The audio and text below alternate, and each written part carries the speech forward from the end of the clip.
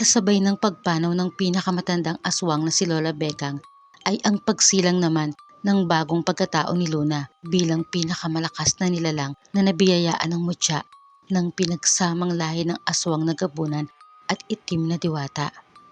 Kusang dumaloy sa inosente niyang pag-iisip ang nangyari kung paano napunta sa kanya ang mutya at ang naging kamatayan ng matanda, kaya't pinuntahan niya ang kinaroroonan ng nasunog na kubo nito.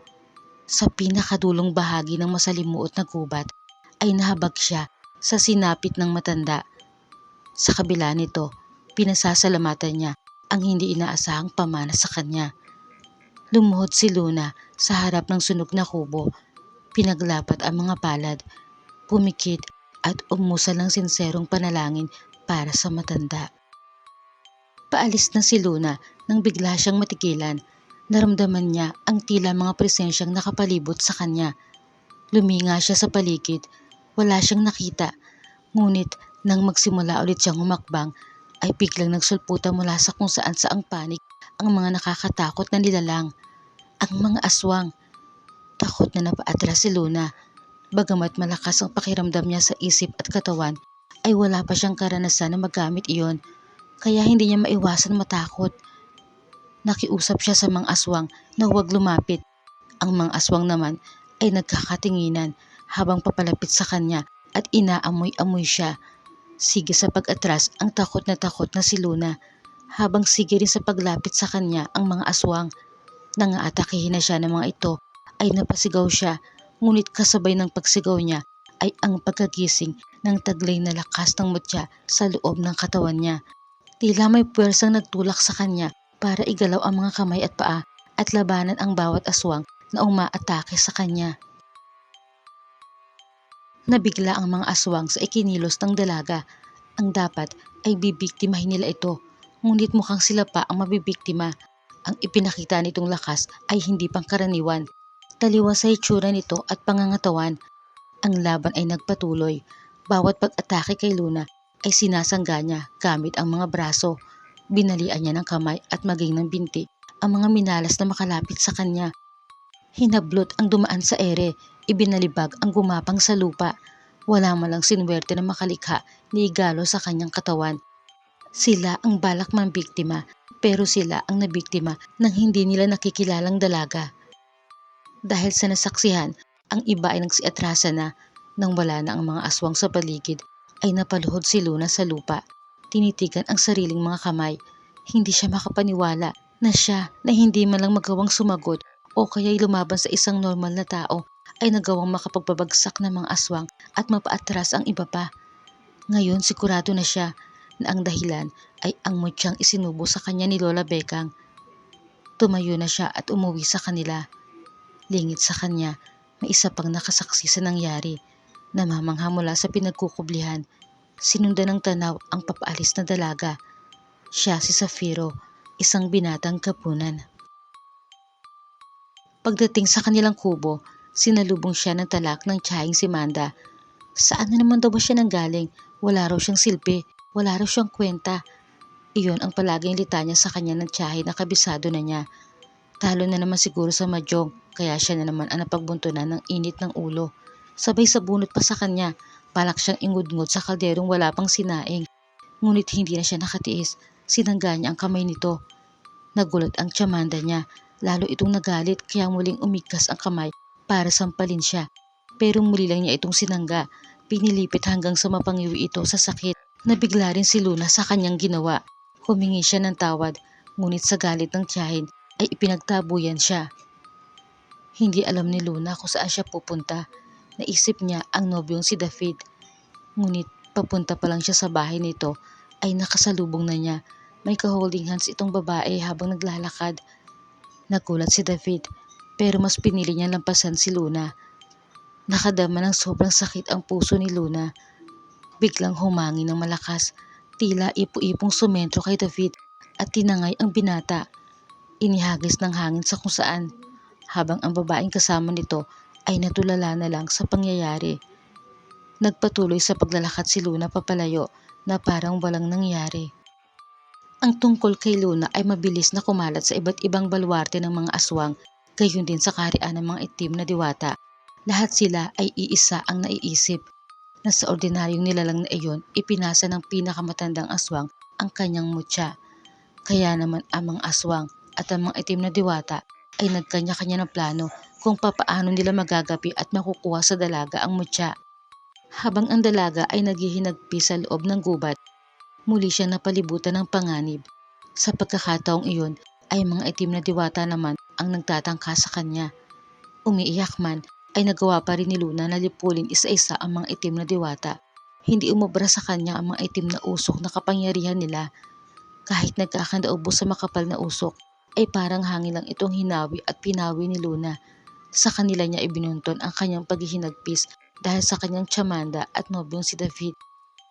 Matapos iyon, ay naupo siya sa isang sulok at napapaisip kung anong klaseng buhay ang naghihintay sa kanya, kayong marami ang nagtatangka sa kanya ng masama.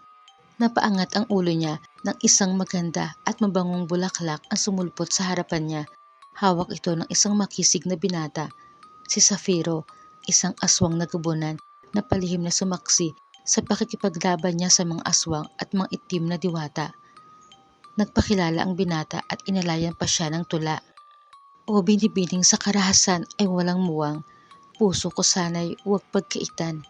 Nais kong makilala ka ng lubusan, umasa kang ikaw ay aking poprotektahan. Napilitan si Luna na ipakilala rin ang sarili. Kahit papaano ay naibsan ang bigat ng damdamin ni Luna. Pinabatid ni Safiro sa dalaga na ngayon taglay na niya ang mutya ay tiyak na hindi siya titigilan ng mga aswang at itim na diwata.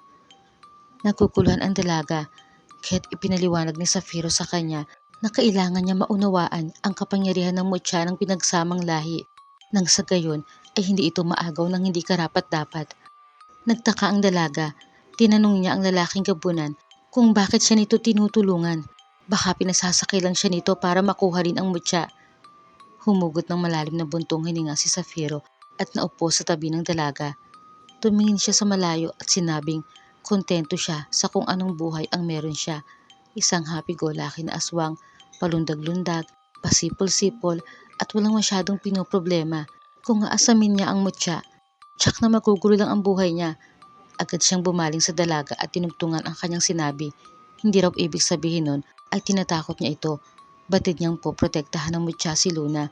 Siguro raw ay hindi lang talaga niya pinangarap na maging tagapangalaga ng mutya, kaya hindi siya karapat-dapat magtaglay nito. Walang ibang matutuluyan si Luna kahit inilok siya ni Safiro na sumama sa isang lugar na sa tingin nito ay pwede niyang tirahan pansamantala.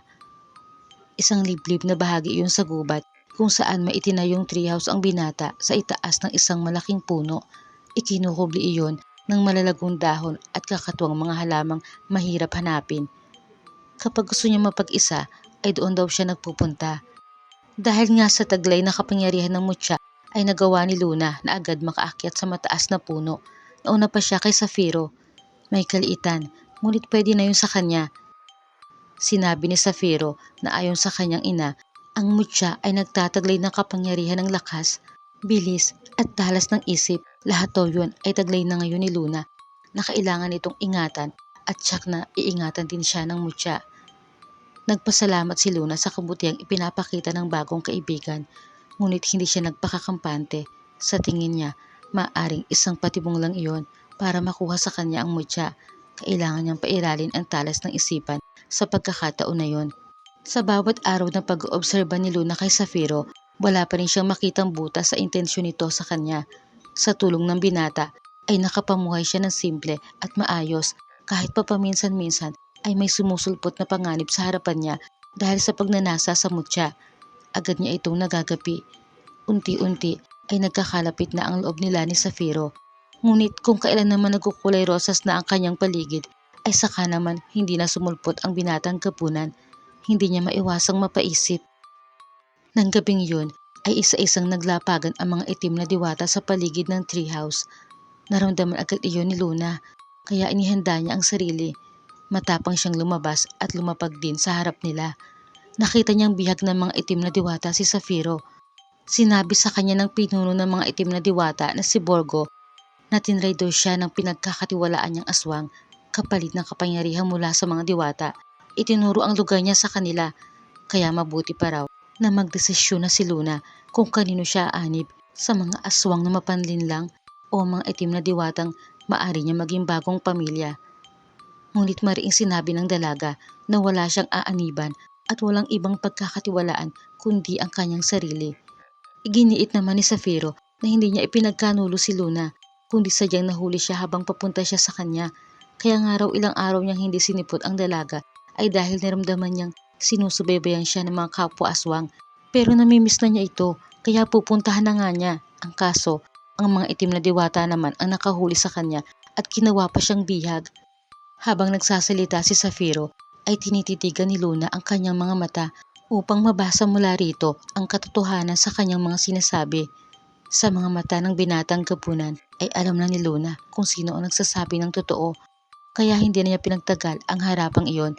Sinimulan na niya ang laban sa pamamagitan ng pagpapatumba sa mga itim na diwatang humahawak kay Zafiro. Galit na galit si Borgo, mas mahigit daw silang karapatan sa mutya kaysa kay Luna dahil kalahi nila ang pinakamatandang aswang. Sa gitna ng kanilang paglalaban ay sinabi naman ni Luna na hindi papasa ni Lola Bekang sa kanya ang mutya kung hindi siya karapat-dapat na magtaglay nito.